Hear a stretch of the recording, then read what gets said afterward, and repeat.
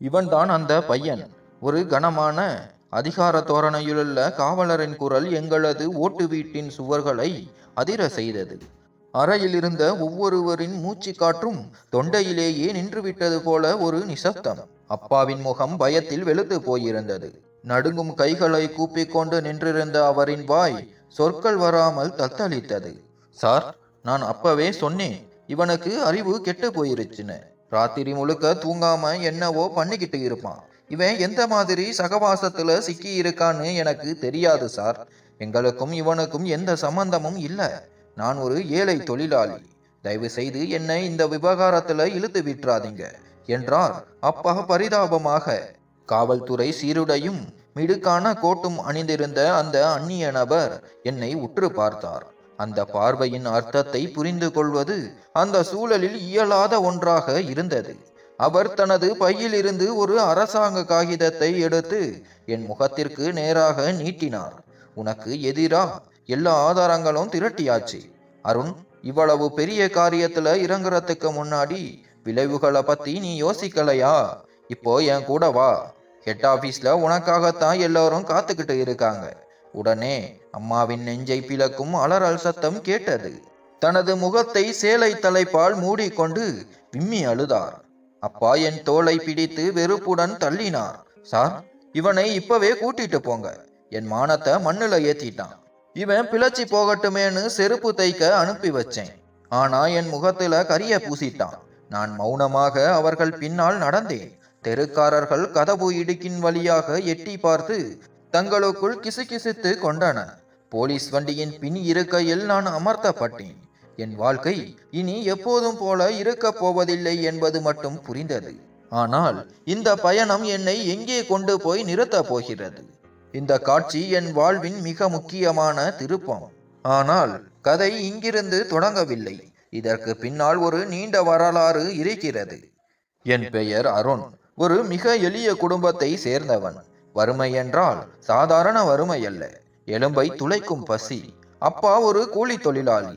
அன்றாடம் அவர் உழைத்து கொண்டு வரும் கூலியில்தான் எங்கள் வீட்டில் அடுப்பு எரியும். எனக்கு 5 சகோதரிகள், நான் ஒரே மகன். அப்பா அதிகாலையிலேயே வேலைக்கு சென்று நள்ளிரவில் வீடு திரும்புவார். சில நாட்கள் குடிக்க தண்ணீர் மட்டுமே மிஞ்சும். சாப்பாடு இருக்காது. இத்தனை நெருக்கடிகளுக்கு மத்தியிலும் நான் 10ஆம் வகுப்பு வரை கஷ்டப்பட்டு படித்து விட்டேன். எனக்கு படிப்பின் மீது ஒரு வெறித்தனமான ஆசை இருந்தது.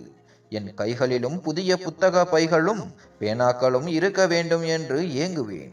ஆனால் எங்கள் ஏழ்மைக்கு அது ஒரு எட்டாணியாகவே இருந்தது. 10ஆம் வகுப்பு தேர்வு முடிவுகள் வந்த அன்று நான் மிகுந்த மகிழ்ச்சியுடன் வீட்டுக்குள் நுழைந்தேன். மதிப்பெண் சான்றிதழை பெருமையாக ஏந்தி சென்று அப்பாவை கூப்பிட்டேன். அப்பா, பாருங்கப்பா, நான் நல்ல மார்க் எடுத்து பாஸ் பண்ணிட்டேன். நான் அடுத்து காலேஜில் சேர போறேன். வேலையிலிருந்து களைத்து போய் அமர்ந்திருந்த அப்பாவின் முகம் சுருங்கியது. அவர் கையில் இருந்த பீடியை அணைத்து விட்டு என்னை கோபமாக பார்த்தார். காலேஜா? என்னடா நினைச்சுக்கிட்டு இருக்க? காலேஜ் பீஸ உன் அப்பனா கட்டுவான். இங்க உன் அக்காங்க 2 பேரும் கல்யாண வயசுல நிக்கிறாங்க. இன்னும் 3 தங்கச்சிங்க இருக்கு. அவர்களுக்கு சீர்சனத்தி செய்யணுமா, இல்ல உன்னை இன்னும் படிக்க வைக்கணுமா? இதுவரைக்கும் படித்ததே போதும். இனிமே நீ எனக்கு உதவியா இருக்கணும். என் கண்கள் கலங்கின. ஆனாப்பா, இது என் கனவு. நான் படிச்சு பெரிய ஆளானா நம்ம கஷ்டம் எல்லாம் தீர்ந்துடும்பா என்றேன். அப்பா திட்டினார். பெரிய ஆளா? நாம ஏழைங்கடா. நம்ம கனவெல்லாம் நம்ம தகுதிக்கு ஏத்த மாதிரி தான் இருக்கணும். நாளையில இருந்து நீ என் கூட வேலைக்கு வரப்போறது இல்ல. சந்தையில இருக்கிற ரவி கிட்ட பேசிட்டேன். நாளையில இருந்து நீ அங்க உட்கார்ந்து செருப்பு தைக்கிற வேலைய கத்துக்க போற. அந்த வார்த்தைகள் என் தலையில் இடி விழுந்தது போல இருந்தது. செருப்பு தைக்கிறதா? ஆனா நான் ஒரு ஆபீசர் ஆகணும்னு ஆசைப்பட்டேனேப்பா. நான் அந்த வேலைக்கு போக மாட்டேன். நான் படிப்பேன் என்று முதல் முறையாக எதிர்த்து பேசினேன். அடுத்த நிமிடம் அப்பா தன் காலில் இருந்த செருப்பை கழற்றி என் முகத்தில் அடித்தார். உன் அப்பாவை எதிர்த்து பேசுறியா? இங்க சோத்துக்கே வழி இல்ல. இவருக்கு ஆபீசர் ஆகணுமா? நாளைக்கு காலையில ஒழுங்கா கடைக்கு போயிரு. இல்லனா இந்த வீட்டுல உனக்கு இடமும் கிடையாது, ஒரு வாய் சோறும் கிடையாது. அம்மா சமையலறை வாசலில் நின்று மௌனமாக அழுது கொண்டிருந்தார். அப்பாவின் கோபத்திற்கு முன்னால் அவரால் எதுவும் பேச முடியாது. அன்று இரவு நான் தூங்கவில்லை. செருப்பு தைக்கும் தொழிலாளியின் மகனாக பிறந்து செருப்பு தைப்பவனாகவே சாக வேண்டுமா? என் கனவுகள் கருகிவிடுமா? அந்த இரவு தான் என் வாழ்க்கை பாதையை மாற்றப்போகும் ஒரு ரகசிய திட்டத்திற்கு வித்திட்டது. அந்த மதிப்பெண் சான்றிதழை என் நெஞ்சோடு அணைத்து கொண்டேன். ஒரு மூலையில் அமர்ந்து விம்மி விம்மி அழுததை தவிர என்னால் வேறொன்றும் செய்ய முடியவில்லை. அடுத்த நாள் காலை சூரியன் எனக்கு ஒரு புதிய விடியலாக தெரியவில்லை. மாறாக என் கனவுகள் கருக போகும் செய்தியையே சுமந்து வந்தது. அப்பா என்னை வலுக்கட்டாயமாக அழைத்து சென்றார். சந்தையின் அழுக்கும் நெரிசலும் மிகுந்த சந்துக்களை கடந்து ஒரு சிறிய பழைய கடைக்கு முன்னால் நின்றோம். அங்கு தோல் மற்றும் பிசினின் ஒரு விதமான நெடி வீசி கொண்டிருந்தது. அழுக்கு படிந்த ஆடைகளும் கைகளில் கருப்பு மை ஒட்டியபடி ஒரு நடுத்தர வயது மனிதர் செருப்பு தைத்து கொண்டிருந்தார். ரவி அண்ணே, இது என் பையன் அருண். இப்போ இவனை உங்ககிட்ட ஒப்படைச்சிட்டேன். படிப்புன்னு இவன் புத்தி கெட்டு போயிருக்கு. இவனுக்கு நல்லா வேலை கத்து கொடுங்க. அப்போதான் இவன் 4 காசு சம்பாதிக்க தகுதியானவனா மாறுவான் என்றார் அப்பா. ரவி அண்ணன் நிமிர்ந்து என்னை பார்த்து புன்னகைத்தார். வெற்றிலை போட்டு அவர் பற்கள் செம்பு நிறத்தில் படிந்திருந்தன. பாப்பா தம்பி, வந்து உட்காரு. கவலைப்படாதே. உன்னை ஒரு தேர்ந்த தொழிலாளியா மாத்துறது என் பொறுப்பு. ஆபீசராகி என்ன பண்ண போற? கைத்தொழில் தான் நிமிர்ந்து வாழ வைக்கும் என்றார். மனதை கல்லாக்கி கொண்டு அங்கிருந்த ஒரு சிறிய பெட்டியை எடுத்து மடியில் வைத்தேன். எனக்கு முன்னால் அருந்து போயும் அழுக்கு படிந்தும் இருந்த பழைய செருப்புகளின் குவியல் மலை போல கிடந்தது. இதுதான் என் தலைவிதியா? என் நண்பர்கள் கல்லூரியில் நுழைந்து கொண்டிருக்கும் அதே நேரத்தில் நான் மக்களின் கால் தூசியில் கிடக்கும் செருப்புகளை சீர் செய்து கொண்டிருக்கிறேன். முதல் நாள் நகரமாக இருந்தது. என் மென்மையான கைகளில் அந்த தையல் ஊசி குத்தியது. நூலை இழுக்கும் போது விரல்கள் அருந்து இரத்தம் கசிந்தது. ரவி அண்ணன் என்னை கத்தினார். கவனமாயிரு, இது ஊசி, பேனா கிடையாது, அழுத்தி இழு என்றார். மாலை வீடு திரும்பும் போது என் விரல்கள் வீங்கி போயிருந்தன. உடம்பெல்லாம் ஒரு விதமான தோல் நெடி. அப்பா என் சட்டையில் சில்லறை இருக்கிறதா என்று துளாவினார். இன்னைக்கு எதுவும் கிடைக்கலப்பா, இப்போ தானே கத்துக்கிறேன் என்றேன் தலையை குனிந்து கொண்டு. சரி சீக்கிரம் கத்துக்கோ, அப்பதான் காசு வரும். இனிமே படிப்பை பத்தி மூச்சு விட்ட கொன்னுடுவேன் என்று எச்சரித்தார் அப்பா. நான் நேராக மொட்டை மாடிக்கு சென்றேன். இருளில் விண்மீன்கள் மின்னிக் கொண்டிருந்தன. வானத்தை பார்த்து மெதுவான குரலில் கேட்டேன், இறைவா, என் தலைவிதி இந்த செருப்புகளோடு முடிந்து விடுமா? என் கனவுகளுக்கு மதிப்பே இல்லையா? சிறு வயதில் தெருவில் விளையாடும் போது நான் ஒரு பெரிய ஆபீசர் ஆவேன் என்று கத்திக்கொண்டே ஓடிய அந்த சிறுவன் அருண் இன்னும் எனக்குள் செத்து போகவில்லை. அவன் எனக்குள் கதறினான். அங்கேயே அமர்ந்து ஒரு முடிவெடுத்தேன். தோற்று போகக்கூடாது. அப்பா என்னை ஸ்கூலுக்கு அனுப்பவில்லை என்றால் என்ன? என் பாதையை நானே உருவாக்குவேன். நாட்கள் நகர்ந்தன. தினமும் கடைக்கு செல்வேன், திட்டு வாங்குவேன், இரவில் களைப்பில் தூங்குவேன். ஆனால் என் மூளைக்குள் ஒரு திட்டம் உருவாகி கொண்டிருந்தது.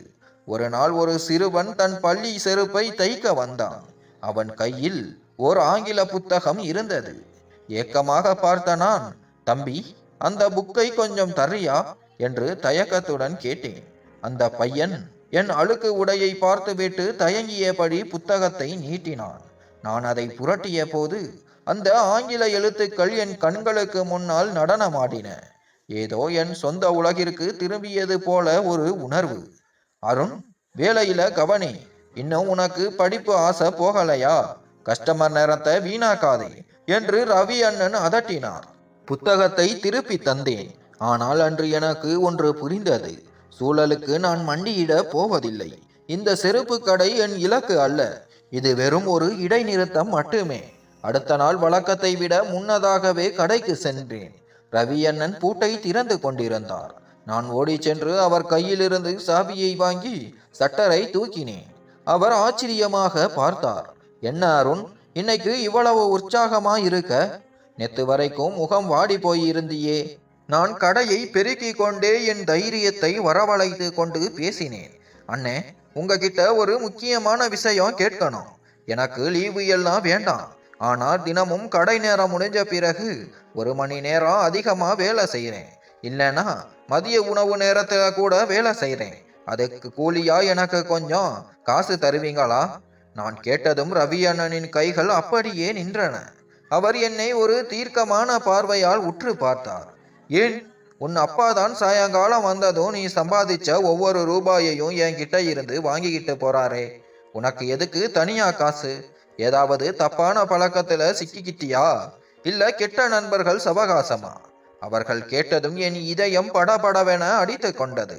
உண்மையை கூறினால் அவர் என் அப்பாவிற்கு தகவல் சொல்லிவிடுவாரோ என்ற பயம் என்னை கவியது. இல்லை இல்லை அண்ணே, அப்படியெல்லாம் எதுவும் இல்லை. நான் சில காசுகளை சேர்த்து வச்சா எனக்கு ஏதாவது பிடிச்சதை சாப்பிடவோ இல்ல வீட்டுக்கு ஏதாவது தேவைன்னா வாங்கவோ உதவியா இருக்கும்ல. அம்மா கிட்ட கேட்க பயமா இருக்கு, அதுதான் என சமாளிச்சேன். அவர் சிறிது நேரம் மௌனமாக இருந்தார். பிறகு ஒரு பழைய செருப்பை எடுத்து அதில் பசையை தடவி கொண்டு, பாரு அருண், உங்க அப்பா கிட்ட எனக்கு என்ன பேச்சு? நீ அதிக நேரம் வேலை செஞ்சா அது எனக்கு தான் லாபம். நீ தைக்கிற ஒவ்வொரு அதிகப்படியான செருப்புக்கும் நான் உனக்கு தனியா காசு தரேன்.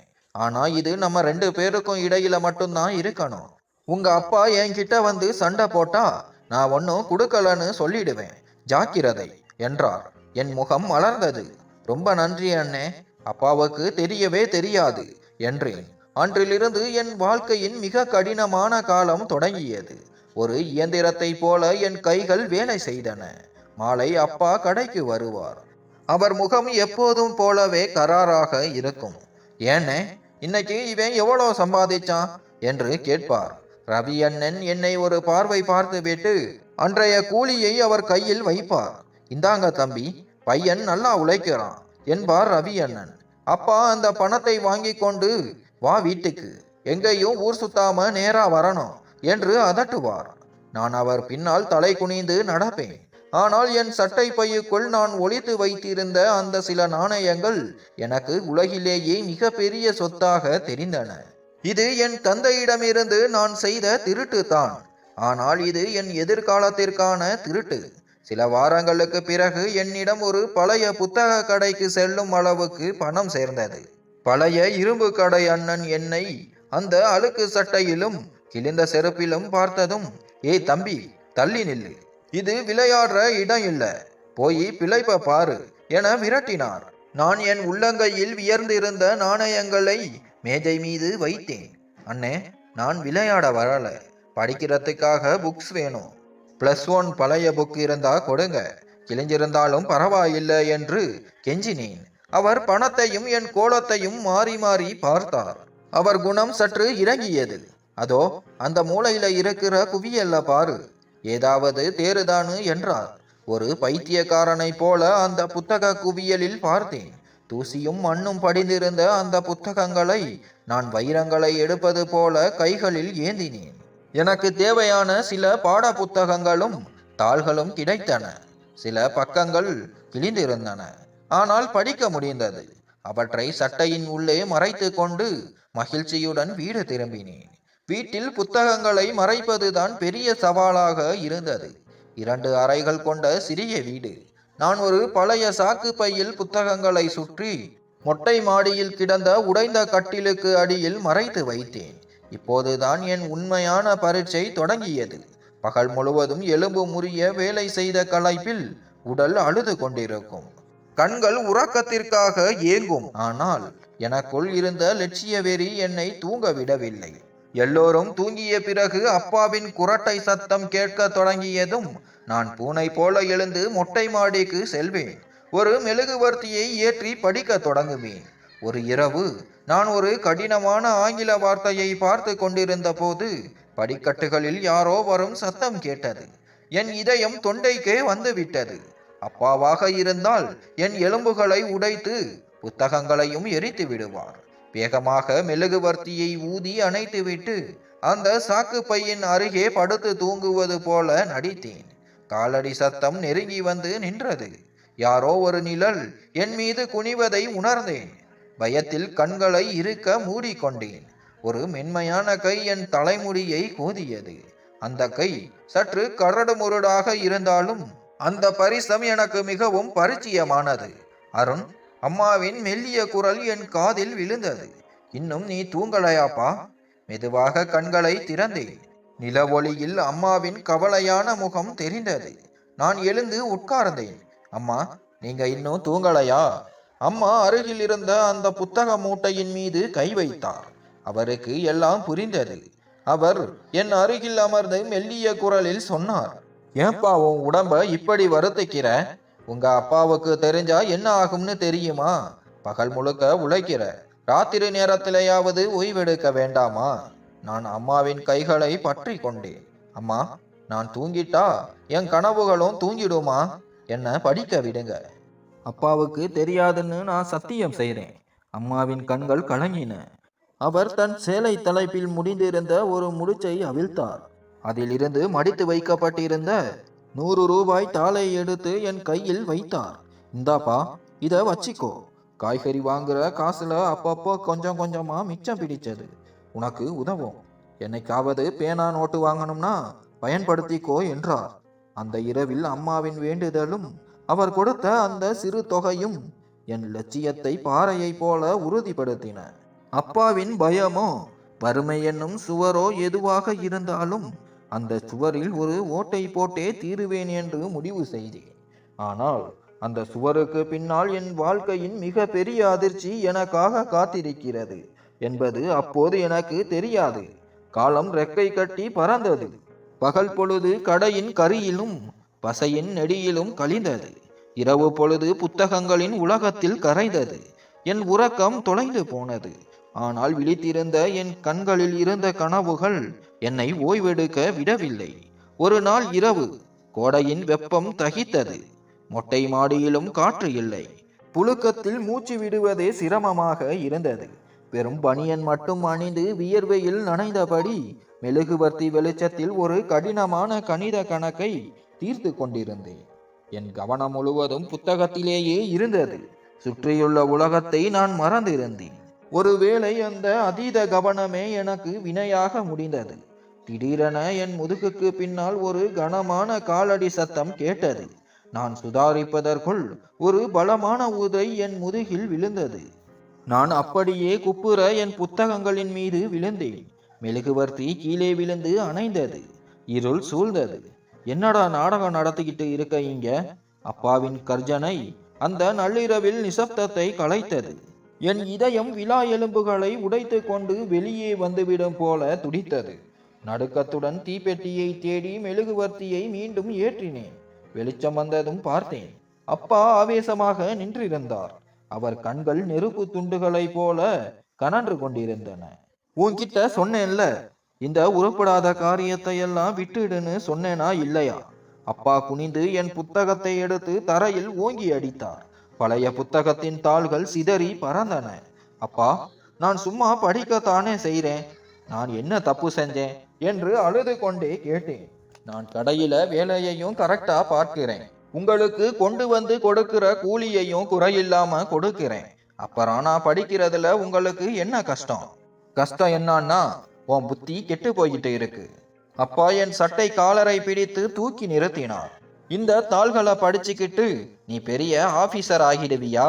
உன் நிலைமை என்னன்னு தெரியுமா உனக்கு? நீ ஒரு செருப்பு தைக்கிறவனோட மகன், சங்கிலி மகன்டா நீ. அவர் பேச்சில் இருந்த கசப்பு என்னை சுட்டது. இந்த கவனத்தை வேலையில காட்டியிருந்தா இன்னைக்கு இன்னும் 2 மடங்கு சம்பாதிச்சிருக்கலாம். ஆனா உனக்கு பெரியாளா ஆகணும்னு ஆசை. ரொம்ப அவசரமோ? இல்லப்பா, என் கனவு இது இல்ல. காலம் முழுக்க மற்றவங்க கிழிஞ்சு போன செருப்பை தைக்கிறது என் லட்சியம் இல்லை. முதன்முறையாக அப்பாவின் கண்களை நேருக்கு நேர் பார்த்து பேசினேன். நான் ஒரு அதிகாரியா வரணும்னு ஆசைப்படுறேன். இந்த ஏழையில இருந்து நம்மளை வெளியில கொண்டு வரணும்னு நினைக்கிறேன். இத சொன்னதும் பலார் என்ற ஒரு பலமான அறை என் கன்னத்தில் விழுந்தது. கேட்டியா இவன் பேசுறத? அப்பா நக்கலா சிரிச்சு கொண்டு அம்மாவை கூப்பிட்டார். அருண் அம்மா, எழுந்துரு, வந்து பாரு உன் செல்ல மகனோட கனவை. தம்பி ஆபீசர் ஆக போறாராம். நம்மள மாதிரி ஏழைங்களுக்கு 2 வேளை சோறு கிடைக்கிறதே பெரிய விஷயம்.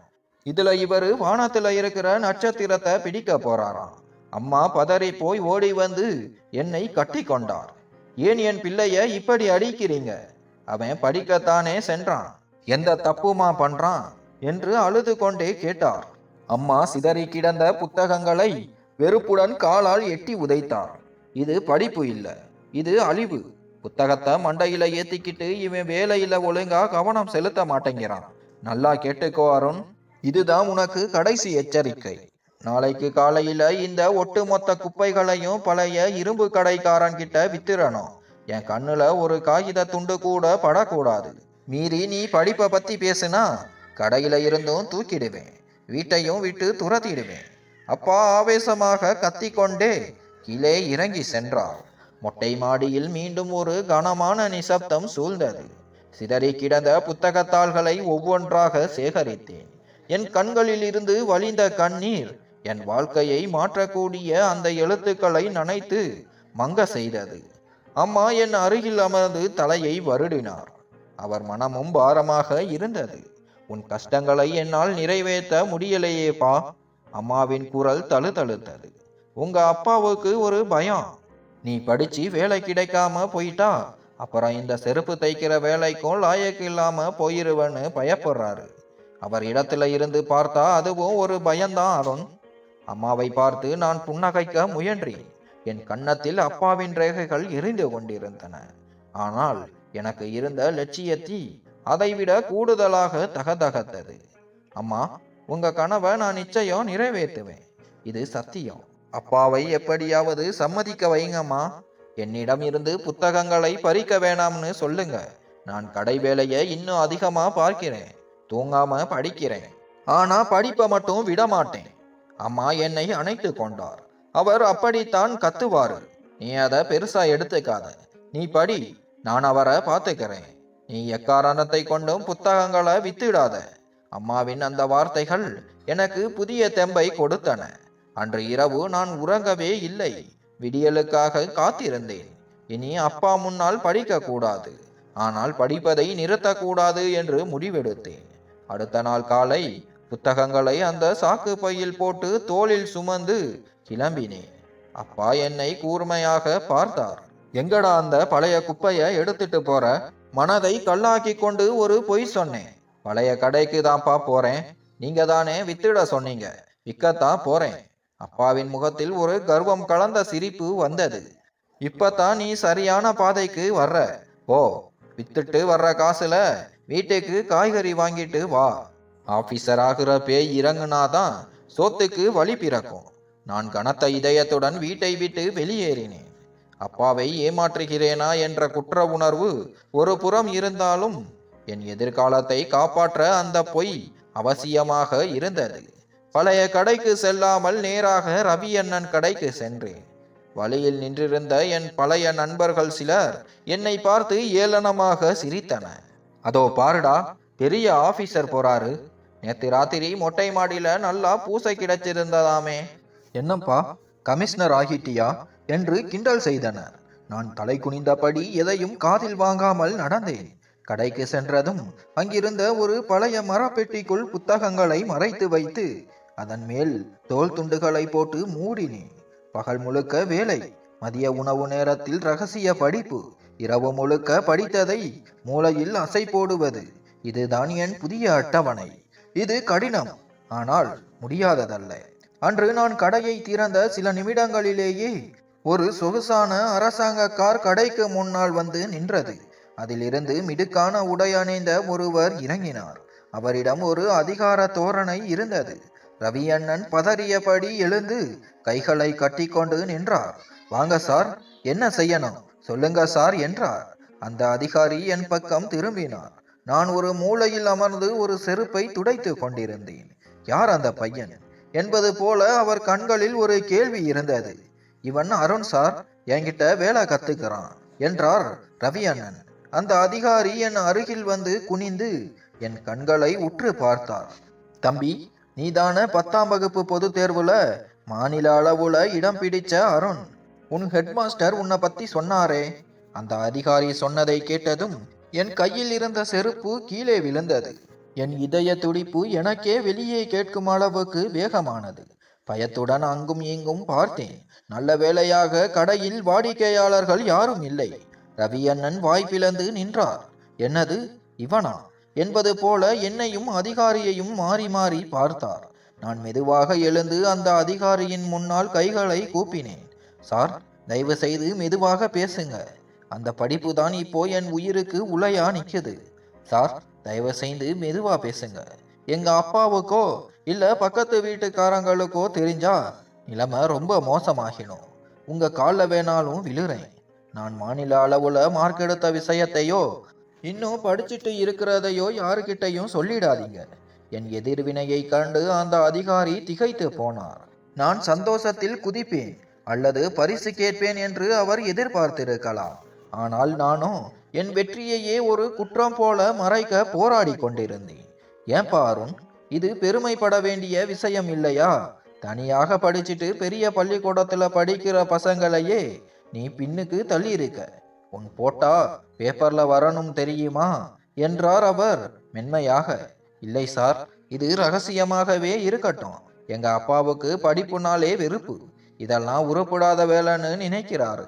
நான் இன்னும் படிக்கிறேன்னு தெரிஞ்சா என் புத்தகத்தை எரிச்சிட்டு என்னையும் கடையை விட்டு துரத்திடுவாரு. நீங்க இதோட இந்த விஷயத்தை விட்டுடுங்க சார் என்று விம்மினேன். அவர் ஒரு பெருமூச்சு விட்டார். என் கண்களில் இருந்த இயலாமையை புரிந்து கொண்ட அவர் என் தோள் மீது கை வைத்தார். விசித்திரமான பையனா இருக்கியே அருண். மற்றவங்க தான் ஜெயித்ததை ஊரெல்லாம் தம்பட்டம் அடிப்பாங்க. ஆனா நீ மறைக்கிற. சரி, உனக்காக நான் அமைதியா இருக்கேன். ஆனா ஒன்னு ஞாபகம் வச்சுக்கோ. வைரம் நிலக்கரி சுரங்கத்துக்குள்ள இருந்தாலும் வைரம்தான். அது ஒரு நாள் மின்னியே தீரும் என்று சொல்லிவிட்டு சென்றார். அவர் போன பிறகு எனக்குள் ஒரு புதிய நம்பிக்கை பிறந்தது. நான் போய்கொண்டிருக்கும் பாதை சரியானதுதான் என்று என் மனதுக்கு பட்டது. ரவி அண்ணன் என்னை முறைத்து பார்த்தார். என்னடா ரகசியம் பேசுறாரு அவரு? என்ன கேட்டாரு? நான் உடனே சமாளித்தேன். ஒன்றுமில்லை அண்ணே, இங்க பக்கத்துல ஏதாவது பழைய புத்தக கடை இருக்கான்னு கேட்டாரு. எனக்கு தெரிஞ்சதை சொன்னேன். அவர் தோலை குலுக்கி கொண்டு வேலையில் மூழ்கினார். அதன் பிறகு என் வேகம் இன்னும் அதிகமானது. 12ஆம் வகுப்பு முடித்து இளங்கலை புத்தகங்களையும் அந்த பழைய கடையில் இருந்தே வாங்கி ரகசியமாக படித்தேன். நாட்கள் மாதங்களாகி, மாதங்கள் வருடங்களாகின. என் வாழ்க்கை இரண்டாக பிரிந்தது. பகல் வெளிச்சத்தில் ஒரு அழுக்கு படிந்த செருப்பு தொழிலாளி, இரவு இருட்டில் அறிவு பசி கொண்ட ஒரு மாணவன். வீட்டில் மின்சாரம் இல்லாததால் மெழுகுவர்த்தி வெளிச்சத்தில் படிப்பேன். கோடை காலங்களில் எல்லோரும் மொட்டை மாடியில் உறங்கும் போது நான் கீழே அறையில் புழக்கத்திற்கு நடுவே அமர்ந்து படிப்பேன். வெளிச்சம் வெளியே தெரிந்தால் அப்பாவுக்கு தெரிந்துவிடும் என்பதால் சில நேரங்களில் களைப்பில் புத்தகத்தின் மீதே தலை வைத்து உறங்கி விடுவேன். ஒரு இரவு மெழுகுவர்த்தி சாய்ந்து என் சட்டையில் தீ பிடித்து விட்டது. நான் பதறி எழுந்து அணைத்தேன். அந்த பரபரப்பில் நாற்காலி கீழே விழுந்து சத்தம் எழுப்பியது. அப்பாவிற்கு விழிப்பு வந்து விட்டது. யாருடா அது? திருடனா என்று கத்திக்கொண்டே கீழே வந்தார். நான் வேக வேகமாக புத்தகங்களை மறைத்துவிட்டு படுத்து கொண்டேன். அப்பா வந்து பார்த்தபோது நான் தூங்குவது போல நடித்தேன். அவர் என்னை எட்டி உதைத்து எழுப்பினார். இங்கே என்ன பண்ணிட்டு இருக்க? என்னவோ எரியுற வாட வருது. ஒன்றுமில்லப்பா, எலி ஓடுச்சு, அதைத்தான் விரட்டினேன் என்று நடுங்கும் குரலில் சொன்னேன். என்ன ஏமாத்தாதடா, மறுபடியும் அந்த புத்தக நாடகத்தை தானே ஆரம்பிச்சிருக்க. உன் காலை உடைச்சாத்தான் நீ அடங்குவ போல என்று நள்ளிரவு என்றும் பாராமல் கத்தினார். அக்கம் பக்கத்தினரின் கனைக்கும் சத்தமும் கிசுகிசுக்கும் சத்தமும் கேட்டது. எனக்கு மிகுந்த அவமானமாக இருந்தது. இப்படியே பல அவமானங்களுக்கு நடுவே BA பட்டத்தையும் முடித்தேன். யாருக்கும் எதுவும் தெரியவில்லை. இப்போது என் முன்னால் ஒரு பெரிய மலை நின்றது. அதுதான் சிவில் சர்வீஸ் தேர்வு. என் இத்தனை கால கண்ணீருக்கும் போராட்டத்திற்கும் இதுதான் இறுதி இலக்கு. ஆனால் அதற்கு புத்தகங்கள் அதிக விலை, தேர்வு கட்டணமும் என் சக்திக்கு அப்பாற்பட்டது. நான் மீண்டும் ரவி அண்ணனிடம் ஒரு ஒப்பந்தம் செய்து கொண்டேன். அண்ணே, நான் இனிமே மதியம் சாப்பிட மாட்டேன். அந்த சாப்பாட்டு பணத்தை என்கிட்ட கொடுத்துடுங்க. அவர் வியப்போடு கேட்டார். ஏன் அருண், உனக்கு பசிக்காதா? இல்லை அண்ணே, வயிறு கொஞ்சம் கோளாறா இருக்கு. டாக்டர் மதிய சாப்பாட்டை தவிர்க்க சொன்னாரு என்று பொய் சொன்னேன். தினமும் மதியம் எல்லோரும் சாப்பிடும்போது நான் தண்ணீர் குடித்து பசியை அடக்கிக் கொள்வேன். கடையின் பின்னால் அமர்ந்து பழைய காகிதங்களில் குறிப்புகள் எடுப்பேன். பசியில் தலை சுற்றும், கண்கள் இருட்டும். ஆனால் அப்பாவின் ஏச்சுக்களும் பக்கத்து வீட்டுக்காரரின் கேலி சிரிப்பும் ஞாபகம் வரும்போது என் வேகம் நெருப்பாக மாறும். ஒவ்வொரு ரூபாயும் சேர்த்தேன். என் பசியை கொன்று தேர்வு கட்டணத்தையும் சில முக்கியமான புத்தகங்களையும் வாங்கினேன். வீட்டில் யாருக்கும் எதுவும் தெரியாது. என் உடல் மெலிவதை பார்த்து அம்மா அழுவார். கொஞ்ச நாள் பொறுமா, எல்லாம் சரியாகிவிடும் என்று ஆறுதல் சொல்வேன். தேர்வுக்கான விண்ணப்பத்தை பதிவு செய்தேன். இப்போது அடுத்த சவால், தேர்வு நடக்கும் நாட்களில் கடைக்கு எப்படி லீவு எடுப்பது? அப்பாவுக்கு தெரியாமல் எப்படி செல்வது? பல நாட்கள் கடைக்கு வராவிட்டால் ரவி அண்ணன் அப்பாவிற்கு தகவல் சொல்லிவிடுவார். அடுத்த நாள் கடைக்கு சென்றபோது இதயம் படபடத்தது. ரவி அண்ணன் செருப்பு தைத்து கொண்டிருந்தார். தயங்கியபடியே அவர் அருகில் அமர்ந்தேன். அண்ணே, உங்ககிட்ட ஒரு விஷயம் பேசணும். என் குரலில் நடுக்கம் தெரிந்தது. இப்போ என்ன? ஏற்கனவே பாதி நாள் காணாம போயிடுற. இப்போ என்ன முழு லீவு வேணுமா என்றார் நக்கலாக. தலையை குனிந்து கொண்டு சொன்னேன், அண்ணே, ஒரு தூரத்து சொந்தக்காரருக்கு உடம்பு ரொம்ப முடியல. ஆஸ்பத்திரிக்கு கூட்டிட்டு போக ஆள் இல்லை. கொஞ்ச நாளைக்கு மட்டும் எனக்கு லீவு வேணும். அவர் நெற்றியை சுருக்கினார். அருண், வேலை எவ்வளவு இருக்குன்னு உனக்கே தெரியும். நீ போயிட்டா இந்த செருப்பு குவியலை யார் தைப்பா? உங்க அப்பாவுக்கு தெரியுமா இது? அப்பா கிட்ட சொல்லிட்டேன் அண்ணே. அவரே வருத்தத்துல தான் இருக்காரு. உங்க அனுமதி தான் வேணும். நான் லீவு முடிஞ்சு வந்ததும் ராத்திரி பகலா வேலை செஞ்சு பாக்கியை முடிச்சு கொடுத்துட்றேன். ஆனா தயவு செய்து என் கூலியை மட்டும் குறைச்சிடாதீங்க. அப்பா சந்தேகப்படுவார். அவர் சிறிது நேரம் அமைதியாக இருந்தார். என் முகத்தில் இருந்த ஏக்கத்தை பார்த்து அவருக்கு இரக்கம் வந்திருக்கலாம். ரவி அண்ணன் ஒரு வழியாக சம்மதித்தார். சரி போ, ஆனா வேலை கெட்டுச்சுன்னா உன்னை வேலையை விட்டு தூக்கிடுவேன். அப்புறம் எனக்கு பொய் சொன்னா பிடிக்காது. இது மட்டும் ஏதாவது சாக்காயிருந்தா அவ்வளவுதான் என்று எச்சரித்தார். நான் மனதிற்குள் இறைவனுக்கு நன்றி சொல்லிவிட்டு ஒரு பொய் சத்தியத்தை செய்தேன். அதன் பிறகு என் வாழ்க்கை ஒரு துப்பறியும் நிழல் மனிதனைப் போல மாறியது. காலையில் செருப்பு தைக்கும் கருவிகள் அடங்கிய பையோடு வீட்டிலிருந்து கிளம்புவேன். வழியில் யாருக்கும் தெரியாத ஒரு இடத்தில் பையினுள் மறைத்து வைத்திருந்த நல்ல சட்டையை மாற்றி தலையை வாரிக்கொண்டு ஒரு மாணவனைப் போல தேர்வு மையத்திற்கு செல்வேன். தேர்வு மையத்தின் சூழல் எனக்கு முற்றிலும் அந்நியமாக இருந்தது. விலை உயர்ந்த கார்களில் மாணவ மாணவிகள் வந்து இறங்குவார்கள். அவர்கள் கைகளில் விலைமிக்க புத்தகங்கள். அவர்கள் அணிந்திருந்த உடைகள் அவர்களின் வசதியான பின்புலத்தை சொன்னன. நான் என் எளிய உடையில் அங்கே ஒரு வேற்று கிரகவாசி போல உணர்ந்தேன்.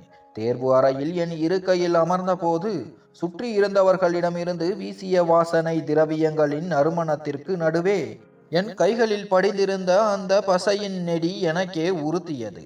என் நகக்கண்களில் படிந்திருந்த கருப்பு மை என் ஏழ்மையை உலகுக்கு காட்டிவிடுமோ என்று பயந்து கைகளை மேசைக்கு அடியில் மறைத்து கொண்டேன். ஆனால் விடைத்தாள் என் கைக்கு வந்ததும் என் பயமெல்லாம் பறந்து போனது. பசியோடும் தூக்கமில்லாமலும் நான் பல இரவுகள் கண் விழித்து படித்த அதே கேள்விகள். என் பேனா காகிதத்தில் ஓடத் தொடங்கியது. என்னிடம் இழப்பதற்கு எதுவும் இல்லை. ஆனால் வெல்வதற்கு என் முழு உலகமே இருந்தது. 3 மணி நேர தேர்வு என் 3 ஆண்டுகால போராட்டத்தின் முடிவை தீர்மானிக்கப் போகிறது என்பதை உணர்ந்து எழுதினேன். தேர்வு முடிந்து திரும்பும் பயணம் இன்னும் ஆபத்தானது. அவசரமாக ஒரு கழிவறைக்கு சென்று மீண்டும் அந்த அழுக்கு உடையை மாற்றி கைகளில் கொஞ்சம் கரியை பூசிக்கொண்டு வேலை முடித்து வருபவன் போல கடைக்கு ஓடினேன். ரவி அண்ணன் நான் தாமதமாக வருவதை பார்த்து புலம்புவார். பிறகு வேலையை தொடங்குவார். ஒரு நாள் தேர்வு முடிந்து திரும்பும்போது தெருமுனையில் திடீரென அப்பா எனக்கு முன்னால் வந்து விட்டார். என் மூச்சே நின்று விட்டது. நான் அப்போது நல்ல உடையில் இருந்தேன். கையில் புத்தகப்பை இருந்தது. அப்பா பார்த்து விட்டால் அவ்வளவுதான். மின்னல் வேகத்தில் ஒரு சுவருக்கு பின்னால் மறைந்து கொண்டேன். அப்பா ஏதோ சிந்தனையில் என்னை கவனிக்காமல் கடந்து சென்றார். நான் சுவரோடு ஒட்டி நின்று நடுங்கிக் கொண்டிருந்தேன். இந்த எலி பூனை விளையாட்டு என்னை சித்திரவதை செய்தது. தேர்வுகள் முடிந்தன. கடைசி தேர்வு எழுதிவிட்டு வரும்போது ஒரு நிம்மதி இருந்தது. என் விதியை இறைவனிடமும் அந்த விடைத்தாள்களிடமும் ஒப்படைத்துவிட்டு மீண்டும் பழைய வாழ்க்கைக்கு திரும்பினேன். செருப்பு தைப்பது, வசவுகளை வாங்குவது, அப்பாவின் கோபத்தை சந்திப்பது. ஆனால் இப்போது எனக்குள் ஒரு நம்பிக்கை விளக்கு எரிந்து கொண்டிருந்தது. இதற்கிடையில் வீட்டின் நிலைமை மோசமடைந்தது. விலைவாசி உயர்வு, அப்பாவின் உடல்நல குறைவு என சிக்கல்கள் கூடின. ஒரு நாள் அப்பா பலவீனமான குரலில் என்னை கூப்பிட்டார். அருண், எனக்கு வயசாயிடுச்சுப்பா. உன்ன மாதிரி உழைக்க முடியல. உன் அக்கா கல்யாண கவலையும் என்ன அரிக்குது. இனி நீதான் இந்த வீட்டை தாங்கணும். ஆனா ரவி அண்ணன், நீ சரியா வேலைக்கு வர்றதில்லன்னு சொல்றாரு. நீயும் இப்படி இருந்தா நாம சோத்துக்கு என்ன பண்ணுவோம்? என் இதயம் கத்தியால் அறுக்கப்படுவது போல இருந்தது. கவலைப்படாதீங்கப்பா, நான் எல்லாத்தையும் பார்த்துக்கிறேன் என்று அவர் கைகளை பற்றினேன். அப்பா என் கையை உதறினார். பேச்சில வயிறு நிறையாது அருண், செஞ்சு காட்டு. அந்த புத்தகங்கள் பின்னாடி போய் உன் வாழ்க்கைய தொலைச்சிடாத. எனக்கு துரோகம் பண்ணினா நான் உன்னை மன்னிக்கவே மாட்டேன். அப்பாவின் வார்த்தைகள் காதில் உருக்கப்பட்ட ஈயத்தை போல இறங்கின. அவருக்கு நான் துரோகம் செய்யவில்லை. அவர் வாழ்வை உயர்த்தவே போராடுகிறேன். ஆனால் ஒருவேளை நான் தோற்று போனால் நான் உண்மையிலேயே அவருக்கு குற்றவாளியாகி விடுவேனே. முடிவு வரும் நாள் வந்தது. கடைக்கு சென்ற நான் ரவி அண்ணனிடம் வயிறு வலி என்று பொய் சொல்லிவிட்டு பக்கத்தில் இருந்த இன்டர்நெட் சென்டருக்கு ஓடினேன். அந்த பையன் என் ரோல் நம்பரை போட்டு பார்த்தான். திரையில் பெயர்கள் வரிசையாக வந்தன. என் மூச்சை அடக்கிக் கொண்டு தேடினேன். அங்கே என் பெயர் மின்னியது. நான் தேர்ச்சி பெற்று விட்டேன். என் மகிழ்ச்சிக்கு எல்லையே இல்லை. ஆனால் அங்கே கத்த முடியாது. மௌனமாக இறைவனுக்கு நன்றி சொல்லிவிட்டு கடைக்கு திரும்பினேன். அன்று மாலை வீடு திரும்பிய போது அப்பாவின் காலில் விழுந்து நான் ஜெயித்து விட்டேன்பா என்று சொல்ல துடித்தேன். ஆனால் அப்பாவின் நிலையை பார்த்து அப்படியே நின்று விட்டேன். அவர் இருமி கொண்டே அமர்ந்திருந்தார். அருண், இன்னைக்கு ரேஷன் வாங்க கூட காசு இல்லடா. ரவி அண்ணன் கிட்ட ஏதாவது முன்பணம் வாங்க முடியுமான்னு பாரு என்றார் வருத்தமாக. நான் என் நேர்முக தேர்வுக்காக சேர்த்து வைத்திருந்த பணத்தை எடுத்து அப்பாவிடம் கொடுத்தேன். ரவி அண்ணன், நான் நல்லா வேலை செஞ்சேன்னு கொடுத்த போனஸ் பா இது என்றேன். அப்பா முகத்தில் ஒரு நிம்மதி.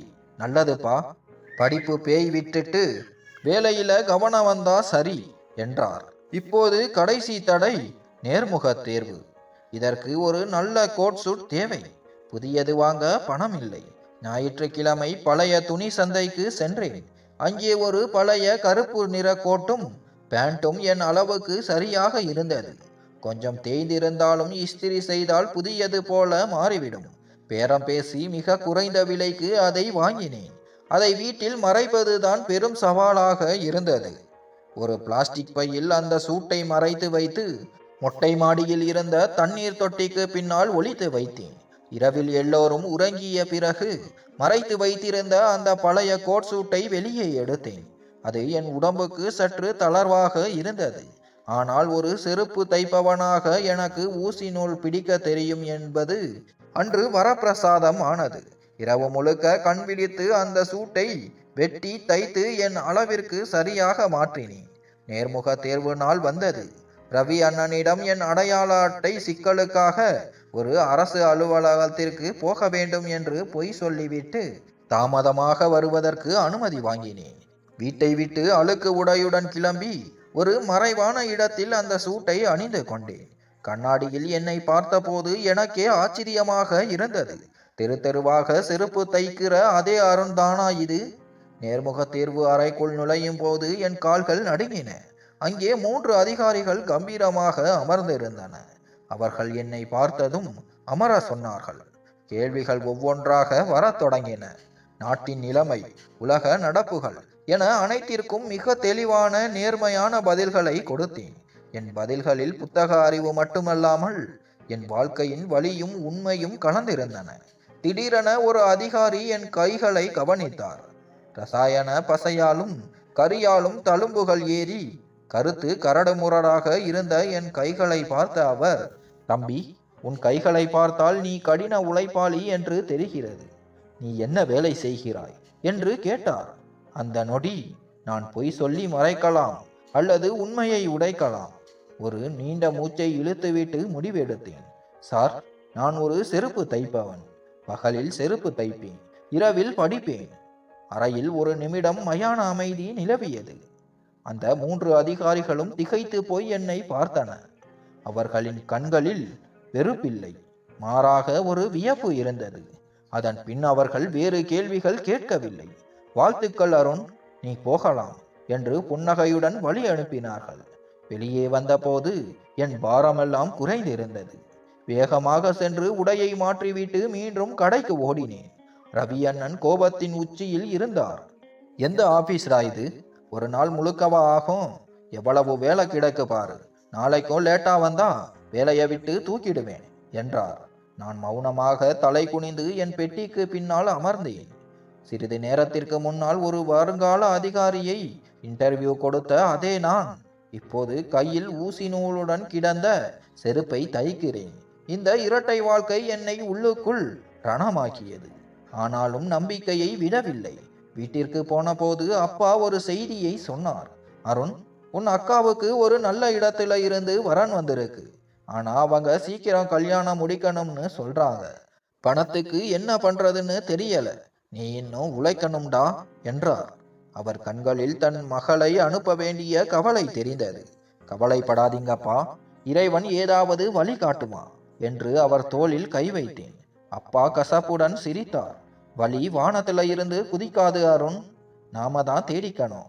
படிப்பை பத்தி நினைச்சு உன் காலத்தை வீணாக்காத.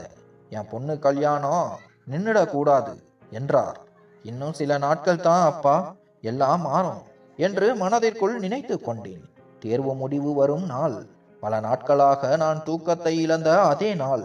அன்று காலையிலேயே என் இதயம் ஏதோ ஒன்றை எதிர்நோக்கி துடித்து கொண்டிருந்தது. வழக்கம் போல அழுக்கு உடையில் கடைக்கு கிளம்பினேன். வழியில் இருந்த இன்டர்நெட் சென்டருக்கு ஓடி போய் முடிவை பார்த்துவிட வேண்டும் என்று துடித்தேன். ஆனால் பையில் ₹1 கூட இல்லை. ரவி அண்ணனிடம் கேட்கவும் பயமாக இருந்தது. கடைக்கு சென்று அவரிடம் 1 மணி நேரம் அனுமதி கேட்டேன். அவர் கடுமையாக மறுத்துவிட்டார். இன்னைக்கு ஒரு முக்கியமான ஆர்டர் இருக்கு, அதை முடிச்சு கொடுத்தே ஆகணும். லீவு கேட்டா நாளையில இருந்து கடைக்கு வராதே என்று கத்தினார்.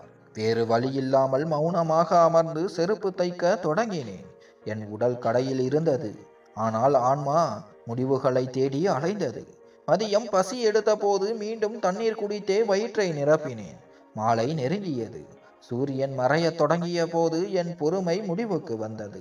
அண்ணே, வேலை முடிஞ்சது, செருப்பு தயாராயிடுச்சு, இப்போவாவது நான் போகலாமா என்று கேட்டேன். அவர் அந்த செருப்புகளை சரிபார்த்து விட்டு சரி போ என்று தலையசைத்தார். சரி போ, ஆனா நாளைக்கு காலையில சீக்கிரம் வந்துடணும். ரொம்ப சோம்பேறித்தனம் காட்டுற நீ. ரவி அண்ணனின் குரல் பின்னால் தேய்ந்து மறைந்தது. நான் கடையை விட்டு வெளியேறிய போது என் கால்கள் இரும்பை தூக்கி நடப்பது போல கனத்தன. இதயம் தாறுமாறாக அடித்து கொண்டது. தெருமுனை திரும்பிய போது என் சிதிலமடைந்த வீட்டின் முன்னால் ஒரு பெரிய கூட்டமே நின்றிருந்தது. அக்கம் பக்கத்து கடைக்காரர்கள், முகம் தெரியாத புதியவர்கள் என பலரும் அங்கே குழுமியிருந்தன. வீட்டின் முன்னால் 2 நீல நிற விளக்குகள் சுழலும் வாகனங்கள் நின்று கொண்டிருந்தன. என் வயிறு பகிரென்றது. இறைவா, அப்பாவுக்கு ஏதாவது ஆகிவிட்டதா? அல்லது நான் ஒளித்து வைத்து படித்தது தெரிந்து போலீஸ் என்னை கைது செய்ய வந்துள்ளதா என்று பயந்தேன். நான் கூட்டத்தை நெருங்கியதும் யாரோ ஒருவர் என்னை பார்த்துவிட்டு உரக்க கத்தினார். வந்துட்டாரு, அருண் தம்பி வந்துட்டாரு, வழி விடுங்கப்பா. கூட்டம் எனக்கு வழிவிட்டது. ஒருவரை ஒருவர் முகத்திலும் வழக்கமாக இருக்கும் கேலி இல்லை. மாறாக ஒரு மரியாதை கலந்த ஆச்சரியம் இருந்தது. என் சிறுவயது நண்பன், எப்போதும் என்னை கிண்டல் செய்பவன், இன்று பணிவுடன் விலகி நின்றான். உள்ளே போ அருண், உங்க அப்பா உனக்காக காத்துக்கிட்டு இருக்காரு என்றான். நான் நடுங்கும் உடலுடன் வீட்டுக்குள் நுழைந்தேன். அங்கே அப்பா நின்றிருந்தார். அவர் அருகில் என் நேர்முக தேர்வை நடத்திய அதே அதிகாரி நின்றிருந்தார். அப்பாவின் கையில் ஒரு இனிப்பு பெட்டி இருந்தது. அவர் கண்களில் இருந்து நீர் தாரை தாரையாக வழிந்து கொண்டிருந்தது. அப்பா கோபமாக இருப்பாரோ என்று நான் அஞ்சிய போது அந்த அதிகாரி புன்னகையோடு உரக்க சொன்னார். வாங்க அருண் சார், நாங்க உங்களுக்காக தான் காத்துக்கிட்டு இருக்கோம். உங்களை கைது செய்ய வரல. நீங்க மாநிலத்திலேயே முதல் இடத்தை பிடிச்சிருக்கீங்கன்னு சொல்ல வந்திருக்கோம்.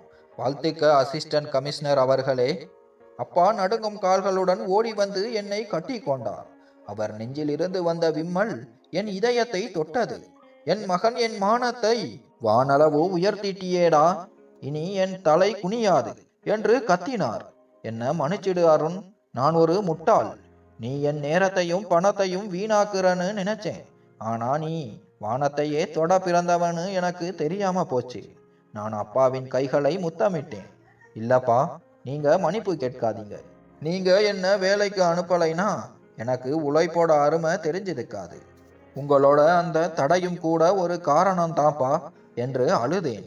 அம்மா ஓடி வந்து என் நெற்றியில் முத்தமிட்டார். நான் அப்பவே சொன்னேன்ல, என் பிள்ளை ஒரு நாள் பெரிய ஆபீசர் ஆவான்னு.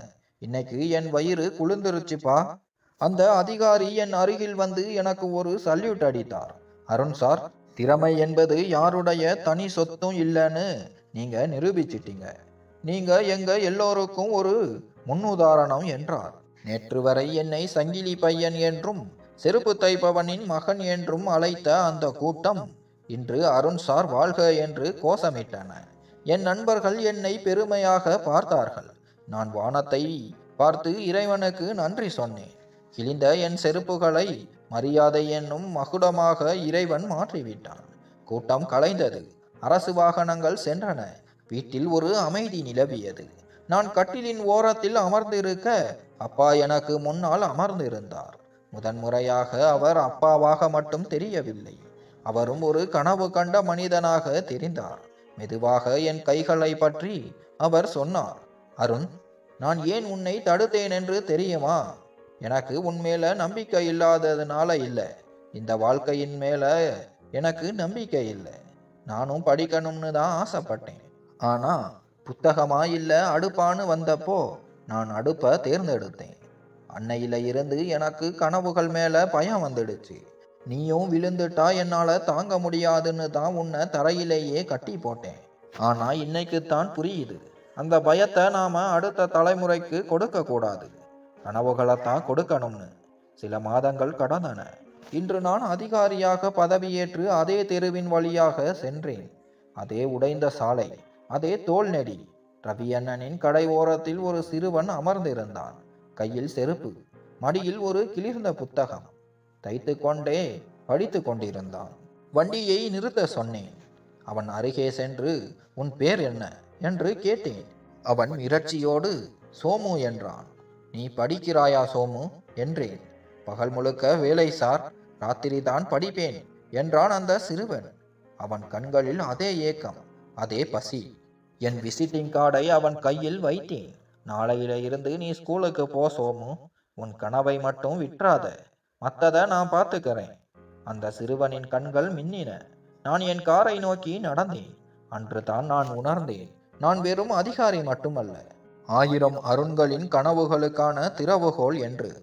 இத்துடன் கதை முடிந்தது. கதை பிடித்தால் லைக் மற்றும் சப்ஸ்கிரைப் செய்யவும். நன்றி.